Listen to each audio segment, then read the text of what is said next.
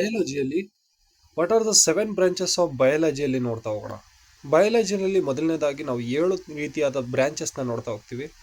ಮೊದಲನೇದಾಗಿ ಆಂಟನಮಿ, ಎರಡನೇದಾಗಿ ಬಾಟನಿ, ಮೂರನೇದಾಗಿ ಟೆಕ್ಸ್ಟೋನಮಿ, ನಾಲ್ಕನೇದಾಗಿ ಝುಹಾಲಜಿ, ಐದನೇದಾಗಿ microbiology, ಆರನೇದಾಗಿ ಮೈಕೋಲಜಿ, ಏಳನೇದಾಗಿ physiology, ಪ್ಯಾರಾಸ್ಟ್ರಾಲಜಿ.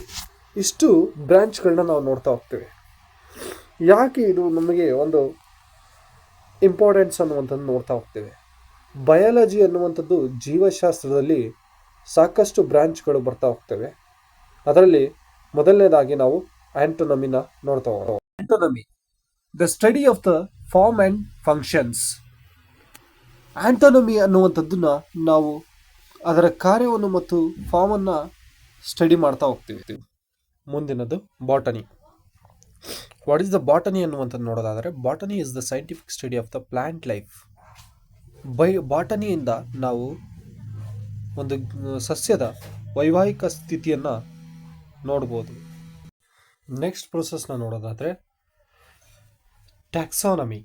Taxonomy is the science of naming, describing and classifying organism based on their shared characteristic and evolutionary relationship into a hierarchical system. Taxonomy ಅನ್ನುವಂಥದ್ದು ಒಂದು naming ಆಗಿದೆ, ಒಂದು ವೈಜ್ಞಾನಿಕ ಹೆಸರಾಗಿದೆ. ಮತ್ತು ಅದನ್ನು ಕ್ಲಾಸಿಫೈ ಆರ್ಗನಿಸಮ್ಸ್ನ ನೋಡೋದಾದರೆ 1 by 1 ಇಲ್ಲಿ ನೋಡ್ತಾ ಹೋಗೋಣ. ಟ್ಯಾಕ್ಸಾನಮಿ ಅನ್ನುವಂಥ ಒಂದು ಪ್ಲಾಂಟ್ ಯಾವ ರೀತಿಯಾದ ಒಂದು ಸ್ಟೆಪ್ ವೈಸ್ ಸ್ಟೆಪ್ಸ್ ಒಂದು ಡಯಾಗ್ರಾಮ್ ಇದೆ. How animals are classified. ಇಲ್ಲಿ ಒಂದು ಸ್ಟೆಪ್ ಬೈ ಸ್ಟೆಪ್ ನೋಡ್ತಾ ಹೋಗೋದಾದರೆ domain, kingdom, phylum, class, order, family, genius, species. ಟ್ಯಾಕ್ಸಾನಮಿಯಲ್ಲಿ ಒಂದು ಆರ್ಡರ್ ವೈಸ್ನ ಆದಂತಹ ಒಂದು ಕ್ಲಾಸಿಫೈಡ್ನ ನೋಡ್ತಾ ಹೋಗ್ತೀವಿ. ಡೊಮೇನ್ ಅಂದರೆ ಏನು, ಕಿಂಗ್ಡಮ್, ಫೈಲಮ್, ಕ್ಲಾಸ್, ಆರ್ಡರ್ ಮತ್ತು ಫ್ಯಾಮಿಲಿ, ಜೀನಿಯಸ್, ಸ್ಪೈಸಿಸ್, ಅದ್ರ ಕೆಳಗೆ 1 by 1 ನೋಡ್ತಾ ಹೋಗ್ತೀವಿ. ಇಲ್ಲಿ ಮೇಯ್ನ್ ಆಗಿ ನೋಡೋದಾದರೆ ಬಯಾಲಜಿ ಒಳಗೆ ನಾವು ಬಾಟನಿ, ಝುವಾಲಜಿ ಮತ್ತು ಮೈಕ್ರೋಬಯಾಲಜಿ, ಎಕೋಲಜಿ ಬಗ್ಗೆ ನಾವು ನೋಡ್ತಾ ಹೋಗ್ತೀವಿ. ಬಾಟನಿ ಅನ್ನುವಂಥದ್ದು the scientific study of the plants. ಇಲ್ಲಿ ಬಾಟನಿಯಲ್ಲಿ ನಾವು ಸಸ್ಯಗಳ ಬಗ್ಗೆ ಅಧ್ಯಯನ ಮಾಡ್ತಾ ಹೋಗ್ತೀವಿ. Zoology, the scientific study of the animals. ಪ್ರಾಣಿಗಳ ಬಗ್ಗೆ ಅಧ್ಯಯನ ಮಾಡ್ತಾ ಹೋಗ್ತೀವಿ ಇಲ್ಲಿ ಝುವಾಲಜಿಯಲ್ಲಿ. Microbiology, the study of the microscopic organism like bacteria, fungi and virus ಅನ್ನುವಂಥದ್ದು. ಮೈಕ್ರೋಬಯಾಲಜಿಯಲ್ಲಿ ಸೂಕ್ಷ್ಮಾಣು ಜೀವಿಗಳ ಬಗ್ಗೆ ಅಧ್ಯಯನ ಮಾಡ್ತಾ ಹೋಗ್ತೀವಿ. ಒಂದು ಮೈಕ್ರೋಸ್ಕೋಪಿಕ್ನಲ್ಲಿ ನೋಡುವಂತಹ ಒಂದು ಜೀವಿಗಳನ್ನು, ಆರ್ಗನಿಸಮ್ಸ್ನ ನೋಡ್ತಾ ಹೋಗ್ತೀವಿ. ಯಾವ ರೀತಿಯಾದಂಥ ಅಂತಂದರೆ ಬ್ಯಾಕ್ಟೀರಿಯಾ, ಫಂಗಿ ಮತ್ತು ವೈರಸ್ಗಳನ್ನು ನಾವು ಯಾವುದು ಮೈಕ್ರೋಬಯಾಲಜಿಯಲ್ಲಿ ಸೂಕ್ಷ್ಮಶಾಸ್ತ್ರದಲ್ಲಿ ನಾವು ಅದನ್ನು ತಿಳಿತಾ ಹೋಗ್ತೀವಿ. ಇದರಲ್ಲಿ ecology, the study of the how living organism interact with their environment and with each other ಅನ್ನುವಂಥದ್ದು. ಎಕೋಲಜಿಯಲ್ಲಿ ನಾವು ಒಂದು ಜೀವಿಗಳು ಯಾವ ರೀತಿಯಾಗಿ ಆಂತರಿಕವಾಗಿ ಹೊಂದಾಣಿಕೆಯಿಂದ ಒಂದು ಎನ್ವೈರನ್ಮೆಂಟ್ನಲ್ಲಿ, ಒಂದು ಪ್ರಾಕೃತಿಕದಲ್ಲಿ, ನೈಸರ್ಗಿಕದಲ್ಲಿ ಯಾವ ರೀತಿಯಾಗಿ ಹೊಂದಿಕೊಂಡಿದ್ದಾವೆ ಅನ್ನುವಂಥದ್ದನ್ನ ನೋಡ್ತಾ ಹೋಗ್ತೀವಿ. ಬಾಟನಿ, ಝುವಾಲಜಿ, ಮೈಕ್ರೋಬಯಾಲಜಿ, ಎಕೋಲಜಿ ಅನ್ನುವಂಥದ್ದು 4ನಲ್ಲಿ ನೋಡ್ತಾ ಹೋಗ್ತೀವಿ. ನಾವು ಮೇಯ್ನಾಗಿ ತಗೊಳ್ಳೋದು ಬಾಟನಿ, ಝುವಾಲಜಿ ಮತ್ತು ಮೈಕ್ರೋಬಯಾಲಜಿಯಲ್ಲಿ ಮಾತ್ರ. ವಿಟಮಿನ್ಸ್ ಬಗ್ಗೆ ನಾವು ಅಧ್ಯಯನ ಮಾಡ್ತಾ ಹೋಗೋಣ. Vitamins are the organic molecules necessary for the organism proper metabolic functions. Vitamins ಅನ್ನುವಂಥದ್ದು ಒಂದು ಆರ್ಗಾನಿಕ್ ಮಾಲಿಕ್ಯುಲರ್ಸ್. ಇದು ನಾವು ಕೆಮಿಸ್ಟ್ರಿಯಲ್ಲೂ ಬಯೋಕೆಮಿಸ್ಟ್ರಿಯಲ್ಲೂ ಓದ್ತೀವಿ ಮತ್ತು ಬಯಾಲಜಿಯಲ್ಲೂ ಕೂಡ ಓದ್ತಾ ಹೋಗ್ತೀವಿ. Vitamin A helps forms the maintain healthy teeth, skeletal and soft tissue, muscles, membrane and skin. It also known as the retinal because produce the pigments in the retina of the eye. Vitamin A promotes good eyesight. Vitamin A ಅಲ್ಲಿ ನಾವು ನೋಡೋದಾದರೆ vitamin A ಅನ್ನುವಂಥದ್ದು ನಮಗೆ ಯಾವ ಸಹಾಯ ಮಾಡುತ್ತೆ ಅಂತಂತಂದರೆ healthy teeth, ಸ್ಕೆಲಿಟಿಕಲ್ ಮತ್ತು ಸಾಫ್ಟ್ ಟಿಶ್ಯೂಸ್ ಅನ್ನುವಂಥದ್ದು. ಮತ್ತು ವಿಟಮಿನ್ ಎ ಸರಿಯಾದ ಇದ್ದರೆ ನಮ್ಮ ಐಸೈಟ್ ಅನ್ನುವಂಥದ್ದು, ನಮ್ಮ ಕಣ್ಣು ದೃಷ್ಟಿಕೋಶ ಅನ್ನುವಂಥದ್ದು ಸರಿಯಾದ ದೃಷ್ಟಿಯ ನೋಡ್ಬೋದು. ಮತ್ತು ವಿಟಮಿನ್ ಎ ಇಂದ ಬರುವಂಥ ಕಾಯಿಲೆ ಯಾವುದು ಅಂತಂತಂದರೆ ನೈಟ್ ಬ್ಲೈಂಡ್ನೆಸ್, ಕುರುಡುತನ ಅನ್ನುವಂಥದ್ದು. Vitamin A source of vitamin A ಅಲ್ಲಿ ಯಾವುದನ್ನು ನಾವು ನೋಡೋದಾದರೆ, ವಿಟಮಿನ್ ಎ ಫುಡ್ಸ್ನ ನೋಡೋದಾದರೆ ನಮಗೆ ಬೇಸ್ಡ್ ಅನಿಮಲ್ ಬೇಸ್ಡ್ ಸೋರ್ಸಸ್ನ ನೋಡೋದಾದರೆ liver, dairy products, eggs, fish oil ಇದು ನಮಗೆ ಒಂದು ಎಸೆನ್ಷಿಯಲ್ ಆಗಿದೆ. ರಿಚ್ ಫುಡ್ಸ್ನ ನೋಡೋದಾದರೆ orange and yellow vegetables, ಲಿಫ್ green, bright coloured fruits, fortified. Vitamin B. Vitamin B is the group of water soluble vitamin C. B1, B2, B3, B5, B6, B7, B9 and B12 ಅನ್ನುವಂಥದ್ದು essential for the converting food into energy, farming red blood cells and supporting proper cell metabolism and function. Vitamin B ಅನ್ನುವಂಥದ್ದು ನಮಗೆ ಯಾವುದಕ್ಕೆ essential ಅನ್ನುವಂಥದ್ದು ನೋಡೋದಾದ್ರೆ, vitamin B ಇಂದ ನಮಗೆ ಆಗುವಂಥದ್ದು ಒಳ್ಳೆಯದು ಅಂತಂದರೆ ಇನ್ಕ್ರೀಸ್ ದ ಎನರ್ಜಿ ಮತ್ತು ರೆಡ್ ಬ್ಲಡ್ ಸೆಲ್ಸ್ ಅನ್ನುವಂಥದ್ದು, supporting proper cell metabolism and ಮತ್ತು ಫಂಕ್ಷನ್ಸ್ ಅನ್ನು. ವಿಟಮಿನ್ ಬಿ ಅನ್ನುವಂಥದ್ದು ಕಮ್ಮಿ ಆದರೆ ನಮಗೆ ಬರುವಂಥ ಕಾಯಿಲೆ ಯಾವುದು ಅಂತಂದರೆ ಬೆರಿ ಅನ್ನುವಂಥದ್ದು. ವಿಟಮಿನ್ಸ್ B1 ಅನ್ನುವಂಥದ್ದು ಥೈಮನ್ ರೋಗ ಅನ್ನುವಂಥದ್ದು helps turn the carbohydrates into the energy our body need. ಕಾರ್ಬೋಹೈಡ್ರೇಟ್ಸ್ನ ಇನ್ಕ್ರೀಸ್ ಮಾಡುತ್ತೆ ಮತ್ತು ಶಕ್ತಿಯನ್ನು ಉತ್ಪಾದನೆ ಮಾಡಿ ನಮ್ಮ ಬಾಡಿಗೆ ಒಂದು ಉಪಯೋಗಕ್ಕೆ ತರುತ್ತದೆ. ವಿಟಮಿನ್ B2ನ ನೋಡೋದಾದರೆ it helps the boost immune system and also help treat headaches. ನಮ್ಮ ತಲೆಭಾರಗಳನ್ನು ತೆಗೆದಕ್ಕೋಸ್ಕರ ಈ ಒಂದು ವಿಟಮಿನ್ B2 ಅನ್ನುವಂಥದ್ದು ಸಹಾಯ ಮಾಡುತ್ತದೆ. ಯಾವುದು ರೈಬೋಫ್ಲೋವಿನ್ ಅನ್ನುವಂಥದ್ದು. Vitamin B3 niacin lower harmful cholesterol while increase good ones. Cholesterol ಅನ್ನುವಂಥದ್ದು ತೆಗೆದಾಗುತ್ತೆ. ಯಾವುದು ವಿಟಮಿನ್ B3 ನೈಕೋನ್ ಅನ್ನುವಂಥದ್ದು. Vitamin B5 anti stress vitamin and plays a vital role in cellular metabolism. Vitamin B5 ಅನ್ನುವಂಥದ್ದು ನಮ್ಮ ಆಂಟಿ ಸ್ಟ್ರೆಸ್ ಅನ್ನುವಂಥದ್ದು ತೆಗೆದುಹಾಕುತ್ತೆ. ಅದು ಪ್ಯಾಂಥನಿಕ್ acid vitamin B5 ಅನ್ನುವಂಥದ್ದು. Vitamin B6 helps improve the visions, PMS and also support brain health. ದೃಷ್ಟಿಕೋನವನ್ನು ಸರಿ ಮಾಡುತ್ತೆ ಮತ್ತು PMS and ನಮ್ಮ ಒಂದು ಮೆದುಳಿನ ಆರೋಗ್ಯವನ್ನು ಸಹಾಯ ಮಾಡುತ್ತೆ. ಯಾವುದು vitamin B6 pyridoxine. Vitamin B7 promotes healthy skin, hairs and nails, improve blood sugar. ನಮಗೆ ಒಂದು ರಕ್ತದ ಒತ್ತಡ ಅನ್ನುವಂಥದ್ದನ್ನ ಇಂಪ್ರೂವ್ ಮಾಡುತ್ತೆ. ಮತ್ತು ವಿಟಮಿನ್ B7 ಅನ್ನುವಂಥದ್ದು healthy skin, hair and nails, ನಮ್ಮ ಉಗುರು ಮತ್ತು ನಮ್ಮ ಕೂದಲುಗಳು ಮತ್ತು ನಮ್ಮ ಚರ್ಮ ರೋಗವನ್ನು ತಡೆಗಟ್ಟೋದಕ್ಕೋಸ್ಕರ ವಿಟಮಿನ್ B7 ಅನ್ನುವಂಥದ್ದು ಸಹಾಯ ಮಾಡುತ್ತೆ. ವಿಟಮಿನ್ B9 ಬಯೋಟಿನ್ ಅನ್ನುವಂಥ tablet B7. Vitamin B9 promotes healthy pregnancy and protects baby against defects. Vitamin B9 ಅನ್ನುವಂಥದ್ದು ಒಂದು ತಾಯಿಯ ಹೆಣ್ಣಿನ ಗರ್ಭಪಾತ್ರವನ್ನು ರಕ್ಷಿಸುವುದಕ್ಕೆ, ಮಗುವನ್ನು ರಕ್ಷಿಸೋದಕ್ಕೋಸ್ಕರ ವಿಟಮಿನ್ B9 ಅನ್ನುವಂಥದ್ದು ಸಹಾಯ ಮಾಡುತ್ತೆ. ಯಾವುದು ಫೋಲಿಕ್ ಆಸಿಡ್ ಅನ್ನುವಂಥದ್ದು.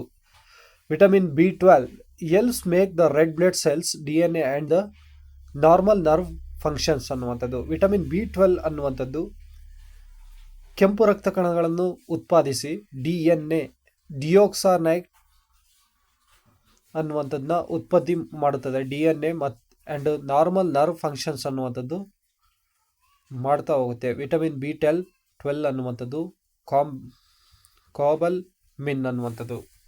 Vitamin C is the needed for the growth and repairs of the tissue in the all of your body. Vitamin C ಅನ್ನುವಂಥದ್ದು ನಮ್ಮ ಒಂದು ಬೆಳವಣಿಗೆಗೆ ಸಹಾಯ ಮಾಡುತ್ತೆ ಮತ್ತು ನಮ್ಮ ಮುಖದಲ್ಲಿ, ನಮ್ಮ ಶರೀರದಲ್ಲಿ ಆದಂತಹ ಪ್ರತಿಯೊಂದನ್ನು ಕೂಡ ಅದು ಟಿಶ್ಯೂಸ್ಗಳನ್ನು ಸರಿಪಡಿಸ್ತಾ ಹೋಗುತ್ತೆ, ನಮ್ಮ ಬಾಡಿಯ ಪ್ರತಿಯೊಂದು ಅಂಗಾಂಗಗಳನ್ನು. ವಿಟಮಿನ್ C ನ ಕೊರತೆಯಿಂದ ಉಂಟಾಗುವಂತಹ ಒಂದು ಕಾಯಿಲೆಯನ್ನು ನೋಡೋದಾದರೆ ಸ್ಕರ್ವಿ ಅನ್ನುವಂಥದ್ದು.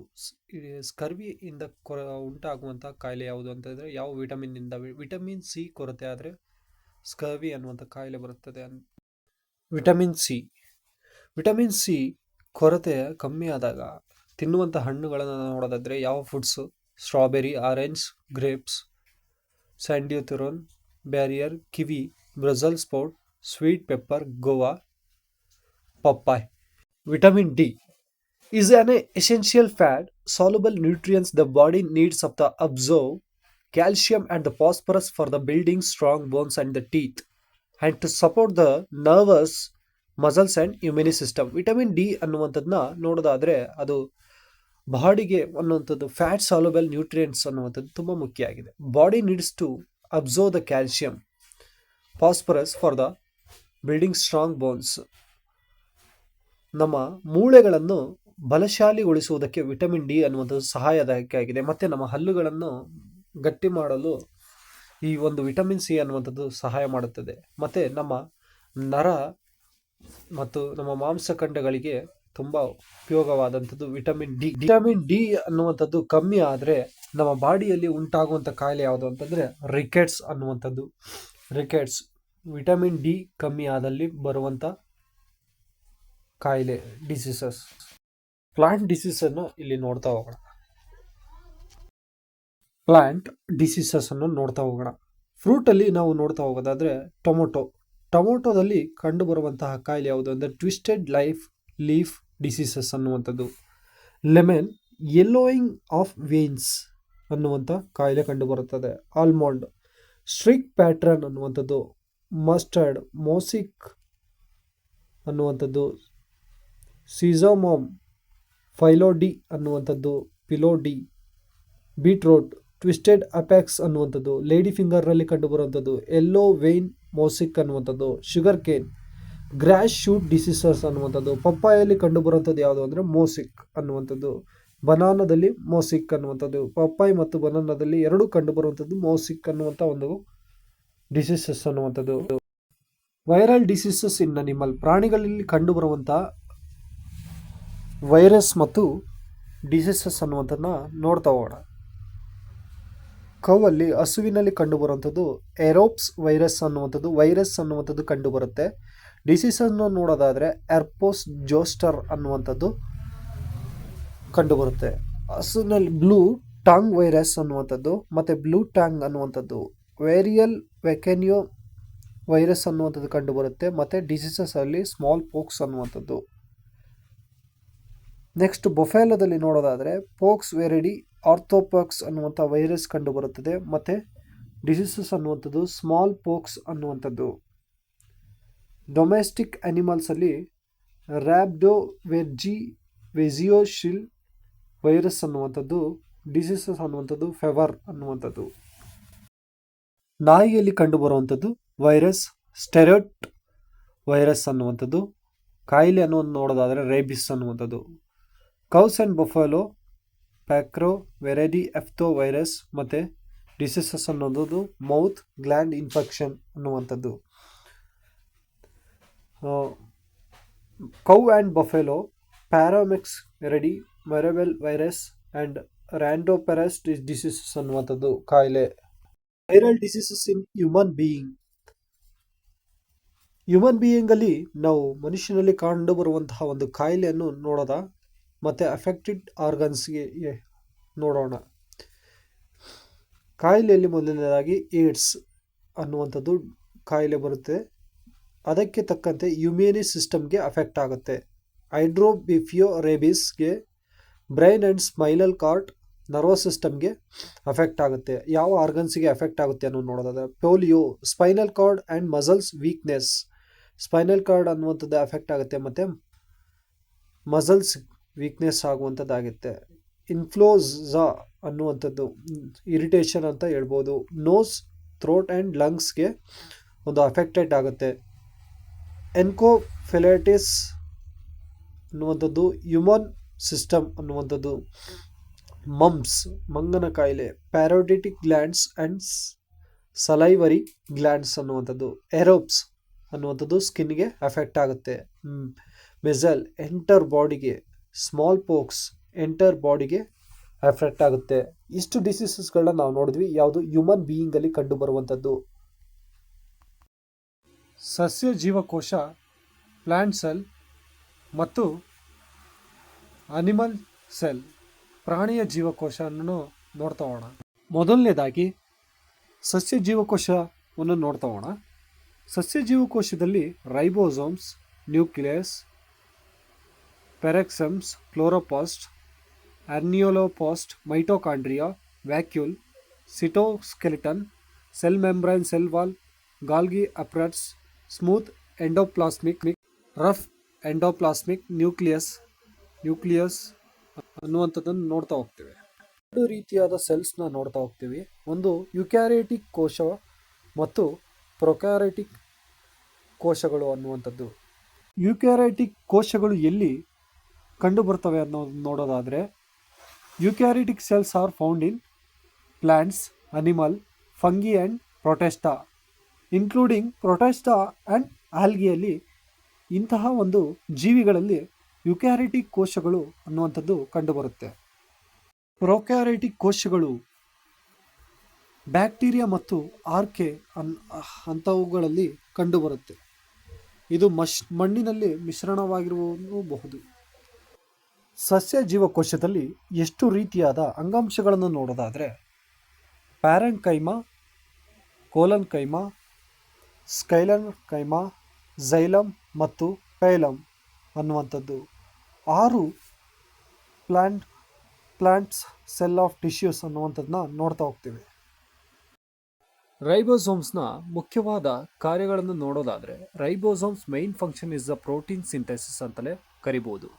ಮತ್ತು deciding the genetic information from messenger RNA ಇಂದ ಕಲೆಕ್ಟ್ ಮಾಡುತ್ತೆ.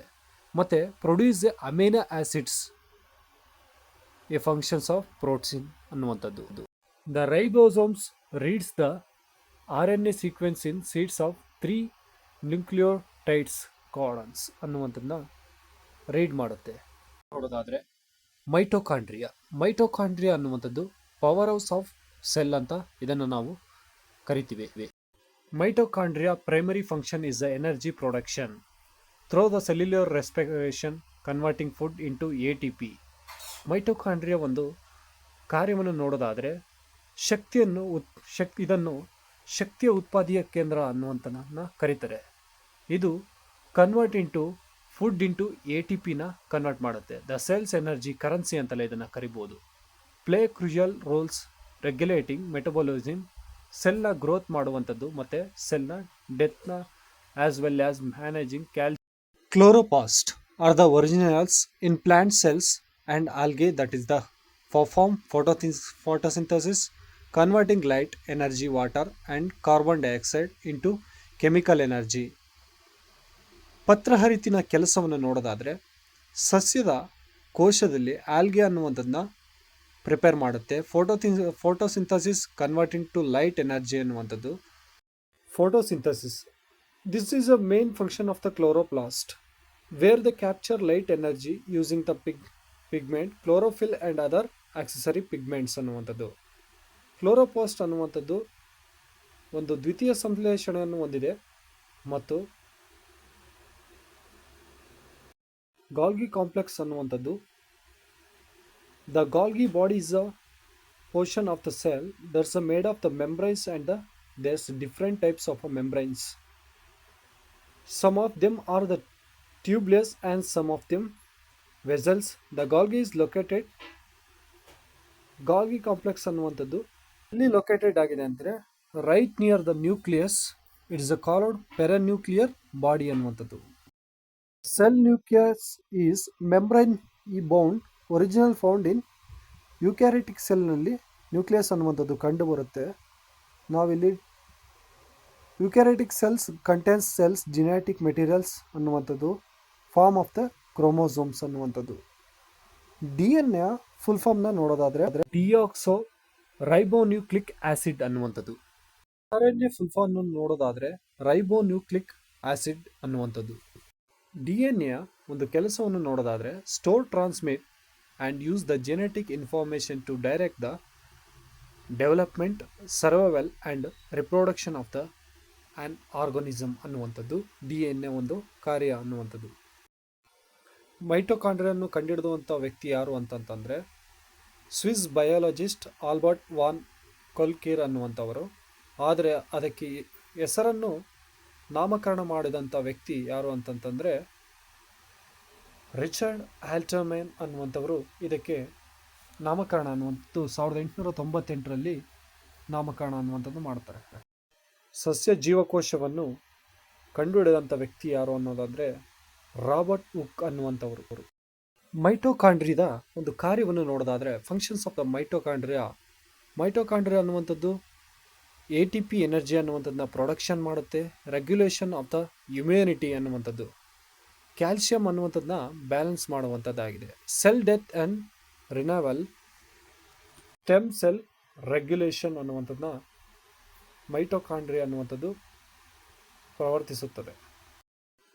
ಸೈಟೋಪ್ಲಾಸ್ಮಾ, the functions of cytoplasm include the maintain cell, ಆಕಾರ ಅನ್ನುವಂಥದ್ದನ್ನ ತುಂಬುತ್ತದೆ. ಇದು ಯುಕ್ಯಾರಿಟಿಕ್ ಸೆಲ್ಸ್ನಲ್ಲಿ ಕಂಡುಬರುತ್ತದೆ.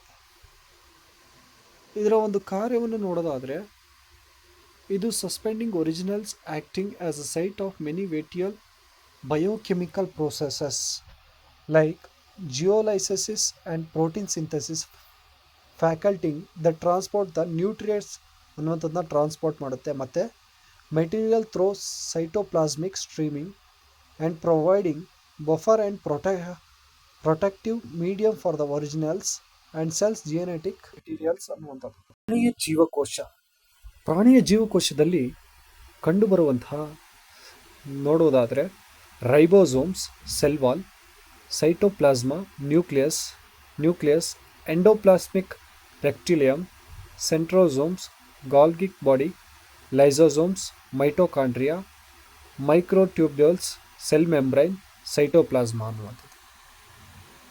ಕೆಲವು ಕೋಶಪರೆಗಳು ಅನಿಮಲ್ ಸಸ್ಯ ಜೀವಕೋಶದಲ್ಲಿ ಕಂಡುಬರುವಂಥದ್ದು ಪ್ರಾಣಿಯ ಜೀವಕೋಶದಲ್ಲೂ ಕೂಡ ಕಂಡುಬರುತ್ತದೆ. ಪ್ರಾಣಿಯ ಜೀವಕೋಶದಲ್ಲಿ ಕಂಡುಬರುವಂಥದ್ದು ಸಸ್ಯ ಜೀವಕೋಶದಲ್ಲಿ ಕೆಲವು ಮಾತ್ರ ಕಂಡುಬರ್ತವೆ, ಇನ್ನು ಕೆಲವು ಬರುವುದಿಲ್ಲ. ಇದರಲ್ಲಿ ಎರಡು ರೀತಿಯಾಗಿ ನೋಡಿದ್ವಿ, ಯುಕ್ಯಾರಿಟಿಕ್ ಆ್ಯಂಡ್ ಪ್ರೊಕ್ಯಾರಿಟಿಕ್ ಅನ್ನುವಂಥದ್ದು. ಟೈಪ್ಸ್ ಆಫ್ ಅನಿಮಲ್ ಟಿಶ್ಯೂ ಅನ್ನುವಂಥದ್ದು. ಪ್ರಾಣಿಯ ಜೀವಕೋಶದ ಅಂಗಾಂಶಗಳನ್ನು ನೋಡೋದಾದರೆ blood tissue, bone tissue, epithelial tissue, cartilage tissue, adipose tissue, nervous tissue, muscles tissue ಮತ್ತು ಕನೆಕ್ಟಿವ್ ಟಿಶ್ಯೂ ಅನ್ನುವಂಥದ್ದು. ಇಲ್ಲಿ 8 ಟಿಶ್ಯೂಗಳನ್ನು, ಅಂಗಾಂಶಗಳನ್ನು ಪ್ರಾಣಿಯ ಜೀವಕೋಶದಲ್ಲಿ ನಾವು ನೋಡ್ತಾ ಹೋಗ್ತೀವಿ. ಪ್ರಾಣಿಯ ಜೀವಕೋಶವನ್ನು ಕಂಡುಹಿಡಿದ ವ್ಯಕ್ತಿ ಯಾರು ಅಂತಂದರೆ ರಾಬರ್ಟೋ ಕೋವ್ರೆ. The cell organelle known as the suicide cell or suicide bag in an animal cell is the lysosomes ಅನ್ನೋದು. ನಾವು ಇಲ್ಲಿ ಸೂಸೈಡ್ ಬ್ಯಾಗ್ ಅಥವಾ ಸೂಸೈಡ್ ಸೆಲ್, ಆತ್ಮಹತ್ಯೆ ಕೋಶ, ಜೀವಕೋಶ ಅಂತ ನಾವು ಯಾವುದನ್ನು ಕರಿತೀವಿ ಅಂತಂದರೆ ಇಲ್ಲಿ ಲೈಸೋಸೋಮ್ಸ್ನ ಆತ್ಮಹತ್ಯೆಯ ಕೋಶ ಅನ್ನುವಂಥದ್ದನ್ನ ಕರಿತೀವಿ.